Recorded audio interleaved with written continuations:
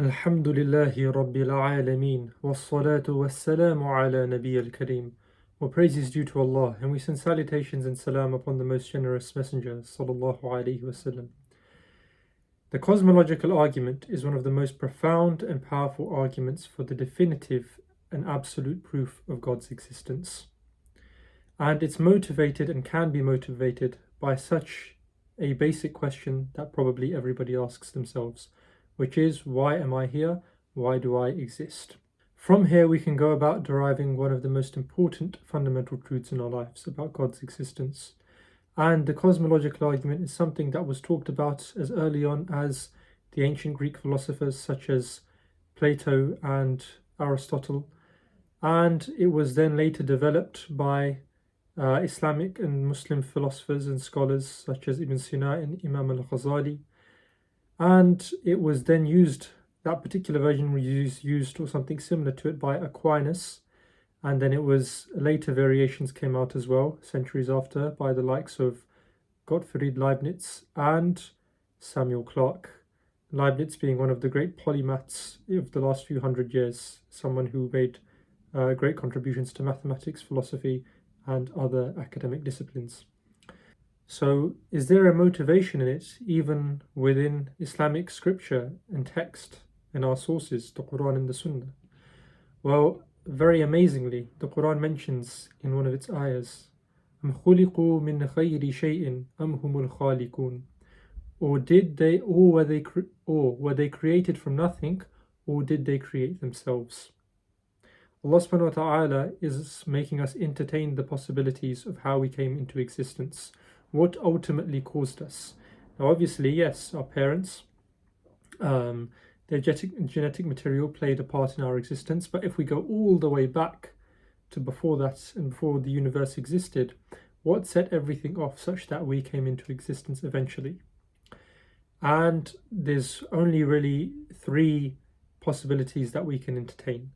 Either we came from some initial first cause, which is God, we came from nothing, or we somehow made ourselves. And obviously those last two options seem absolutely absurd, and hence why for so long and for so many people the cosmological argument has convinced them of God's existence, and the only logical and rational explanation and the necessary explanation, so it has to be true. So what does the cosmological argument look like? Just before we look at it, I want us to consider some of the definitions we talked about last week, because now we have a motivation and even a good reason to believe in God. We want to see if we can try to express it philosophically and logically. So we obviously have to put together an argument, as we've talked about in the past. So with regards to an argument, what is it again? It is a number of sentences that are either true or false, where you have some premises and you have a conclusion or multiple conclusions, and premises are supposed to lead to that conclusion. So that's what we're trying to make now. It's also important to note that there are variations of the cosmological argument. Leibniz's version, with the utilization of something that he I think calls the principle of sufficient reason, is somewhat slightly different to earlier versions. And the later versions sometimes flesh things out a bit more, and sometimes they use a slightly different way of getting to the conclusion in order to address some criticisms that came up later on. But we'll look at one of the more basic versions today from Aquinas. It's not so basic, it's pretty much the essence of the argument being represented.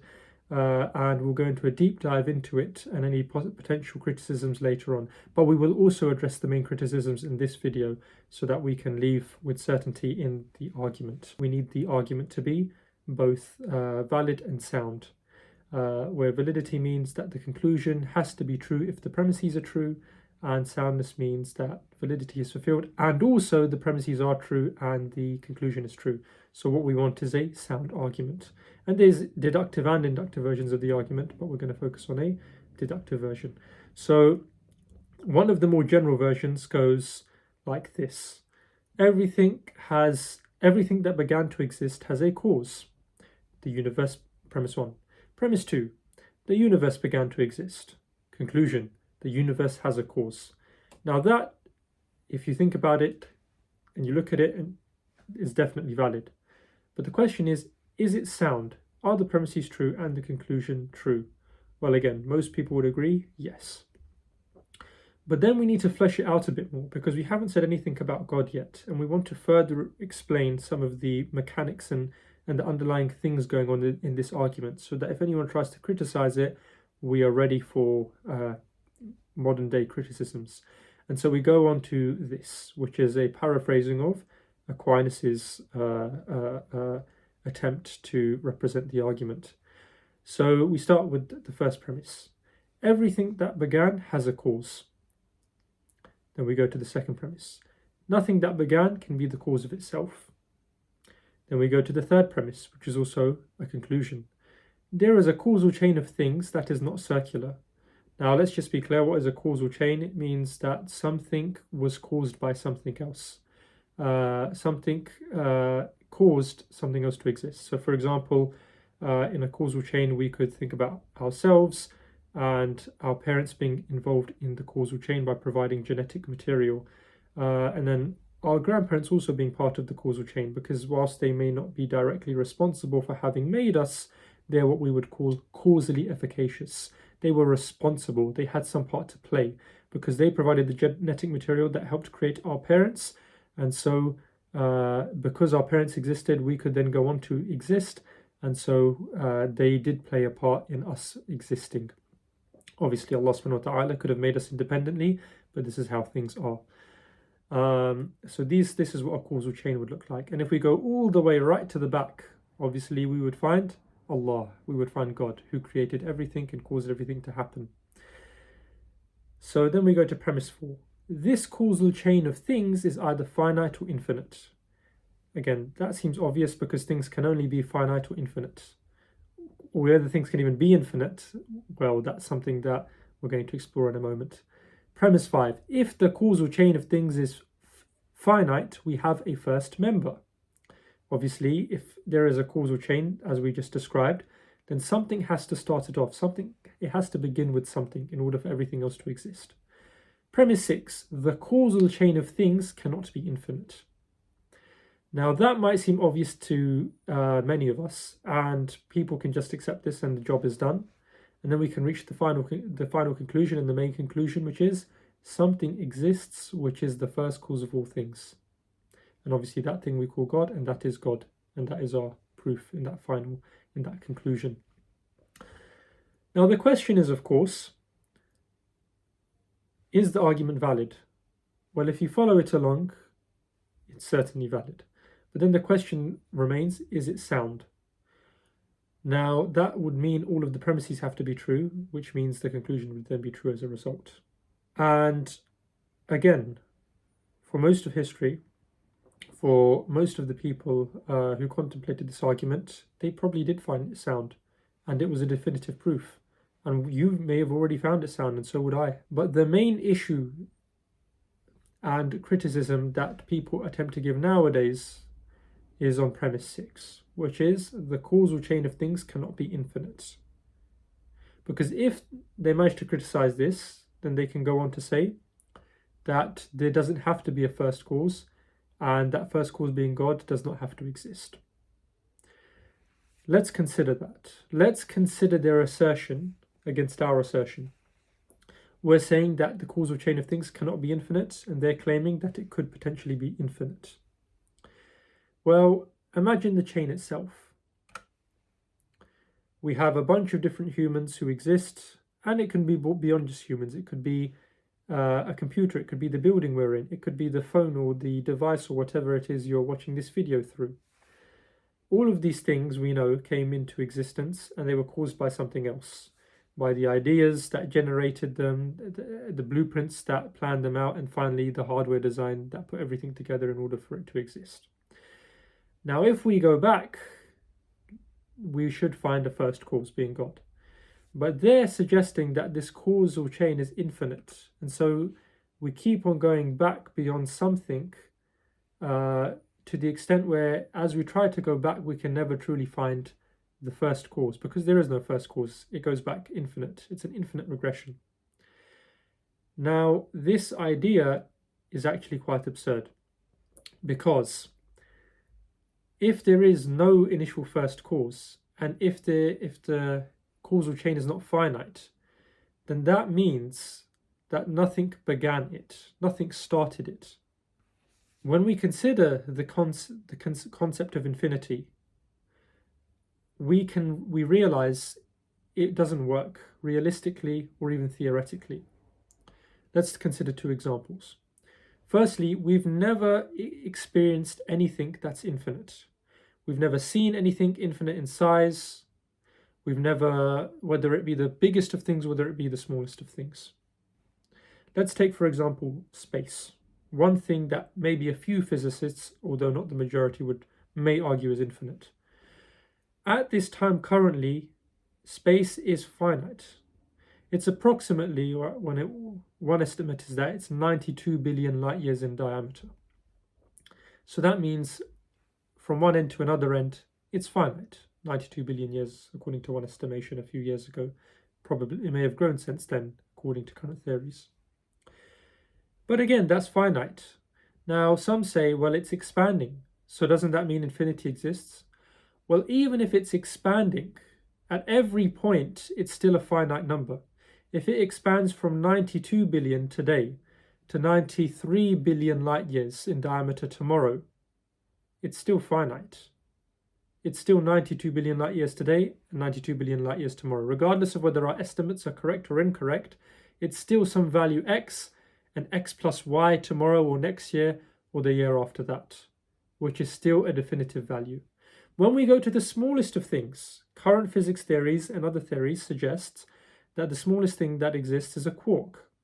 Maybe something smaller will be found in the future, as there was a time when physicists believed atoms were the smallest things, but then quarks came about and they believe now that there are smaller things than atoms, which are quarks. But again, that thing, that quark that always existed, if it really does exist, it would be smaller than the atom, but it would still have a definitive size. So if we found something smaller than the quark, likewise, it would still have a definitive size, even if it is smaller than the atom. Furthermore, a theoretical attempt to understand infinity will shed some light on why it's simply not possible in reality. And William Lane Craig gives this example, which I think is quite good. Imagine we had an infinite number of coins where we label the first coin 1 and then it keeps on going on forever. And we have those coins. In fact, you, the viewer, has those coins. And I said, and I came and I took away all of the even number of coins and left you with only the odd number of coins. How many coins would you have? You'd still have an infinite amount. And yet I've taken away an infinite amount as well. So the very concept of infinity minus infinity, like in this example, we have infinity, which is all the odd number of coins and even number of coins which are infinite, hypothetically, and then I take away some infinite amount, which are all the even number of coins. We're still left with what? You're still left with what? All of the odd number of all the odd numbered coins, which are infinite. They don't stop, according to this example. And yet, if I came to you and I said, and I took away all of the coins greater than the value 3, so you're only left with the coins that are marked 1, 2, and 3. I've taken an infinite amount of coins away from you, and yet you're left with 3 coins. So in this example, infinity minus infinity has left you with 3. Infinity does not even obey the theoretical laws and the mathematics of subtraction. And so it's not even something that we can really conceptualize properly. So why would we postulate the number of causes in the causal chain is infinite in real life? Especially when, as we mentioned before, like with space and with quarks, we've never found anything to have an infinite value or an infinite quantity. The concept of infinity and claiming that there could be an infinite causal chain is absurd. And this is something that we wish to go into further in the near future when we go into a deep dive into the cosmological arguments. Furthermore, David Hilbert, one of the great mathematicians of the 20th century, said that the infinity is nowhere to be found in reality. That's quite a powerful statement. Now, one of the important things to mention is the cosmological argument in light of recent debates amongst academics, and also comments made about it in popular culture, such as on social media. One of the most nonsensical questions that is often asked is, well, who created or caused God? Or in other words, who created or caused the first cause? Because God is the first cause. Now, these questions are absolutely nonsensical and they assume something that is illogical. Because if there is a first cause, nothing could have preceded it. That's a logical necessity. And in philosophy, when we talk about necessity, what that means is it is that way and it could not have been any other way. It simply has to be true. A similar example is the law of non-contradiction. You cannot say two things that contradict each other are the case at the same time. So for example, I cannot say I am alive, and I cannot also assert something like I am not alive. To say I am alive and then to claim I am not alive at the same time is simply illogical. You cannot be both at the same time. You either are one or the other. So when people ask this question about the first cause, what caused the first cause? It's ridiculous. It means you simply haven't understood the argument. It's like asking, well, if Usain Bolt came first in the 100-meter race, who came before and who beat and who outran Usain Bolt? No one. It simply can't be the case. And to make this further example, because it's even used by famous atheists such as Richard Dawkins, when he retorts to this question in his book, Professor John Lennox, professor of mathematics and philosophy at Oxford, pulls him up on this, he himself being Christian, and says that it's an absolutely ridiculous question because of the reasons that we've just mentioned prior. So hopefully that addresses that issue. So where have we sort of got to? Well, we've talked about the cosmological argument, we've seen its validity and we've seen its soundness, and we've seen how it's motivated many thinkers and philosophers, mathematicians, academics and others historically to believe definitively in God. And we can see how it can be motivated and inspired from an ayah of the Qur'an. And with that, I hope that gives you the first sort of definitive proof of God within a philosophical framework, and we hope to go into it in further detail and more arguments in the near future. I understand this is quite a short and summarized video, but the best philosophy is supposed to be short and summarized and succinct in order to prove to you whatever point it's proving. And this point of God's existence is something that Allah subhanahu wa ta'ala has made very easy for anybody to understand and appreciate. Hence why He didn't need to give us all these premises and these conclusions in the Qur'an. He simply asked us in one ayah a question, and this question should prompt us and get us to the conclusion that there must have been a first cause who is Allah, and we should definitely exist. And that is the simplicity of proving God within a philosophical framework and of understanding it through the divine revelation. I hope that is of benefit, and I hope to speak to you in the near future. Walhamdulillahi Rabbil Alameen. Any mistakes are from myself and shaitan, and if there is anything good in this, then I pray it is of benefit to you. Walhamdulillahi Rabbil Alameen. Wassalamu alaikum wa rahmatullah.